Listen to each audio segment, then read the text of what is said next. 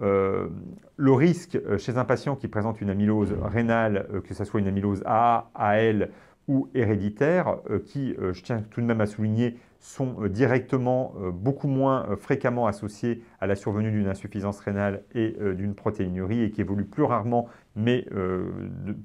pas de manière anecdotique, puisqu'il y a quand même des cas d'insuffisance rénale décrits dans le cadre de ces amyloses héréditaires. Une fois qu'on a mis en route le traitement, malgré ces traitements, un certain nombre de patients peut évoluer vers l'insuffisance rénale chronique terminale qui va nécessiter une technique d'épuration extra-rénale, à savoir l'hémodialyse et éventuellement la transplantation rénale. Dans le cadre de l'amylose AL, il est important de noter que pendant de nombreuses années, compte tenu du pronostic très sombre et du manque de traitement avec des chimiothérapies peu efficaces dans le cadre de l'amylose AL, les patients porteurs d'une amylose AL avec une atteinte rénale, du fait de l'atteinte cardiaque souvent associée, étaient d'emblée mis en contre-indication pour une transplantation rénale du fait d'un pronostic très sombre.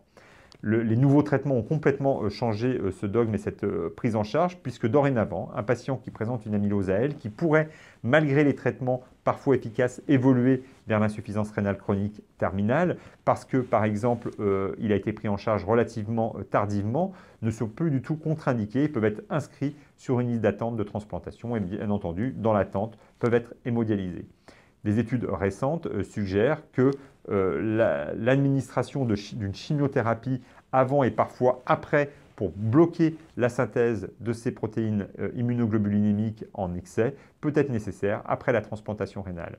Il est important de noter qu'un certain nombre de transplantations combinées, rénales et cardiaques, peuvent être aussi réalisées dans le même temps à partir de donneurs cadavériques dans les cas extrêmes chez des patients présentant une amylose cardiaque sévère avec une insuffisance rénale sévère, mais qui présentent un début de réponse au traitement.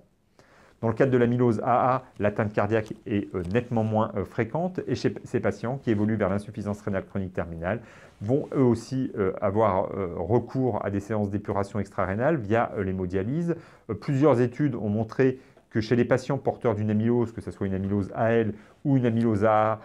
en hémodialyse,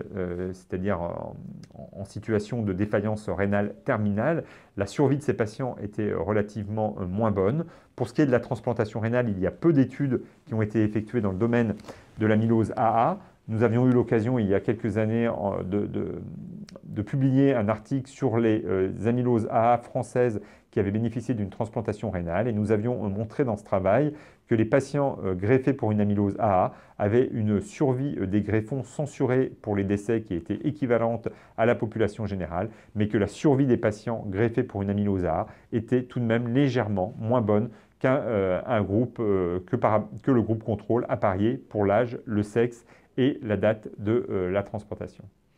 Au total,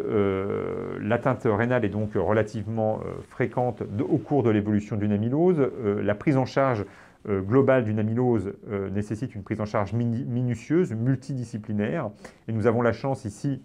à l'hôpital Henri Mondor, d'avoir les différentes compétences et les différentes spécialités pouvant prendre en charge ces différentes amyloses, quelle que soit l'origine, de la prise en charge initiale, diagnostique, jusqu'à la prise en charge thérapeutique, puisque effectivement, du fait de la multidisciplinarité du laboratoire d'hématologie, de l'équipe d'hématologie, l'équipe de cardiologie, la neurologie, la néphrologie permettent effectivement au cours de réunions multidisciplinaires de discuter des cas de ces patients dont la prise en charge est parfois compliquée et multifactorielle et qui nécessite bien entendu une discussion collégiale pour poser les indications de diagnostic, de traitement et de prise en charge globale.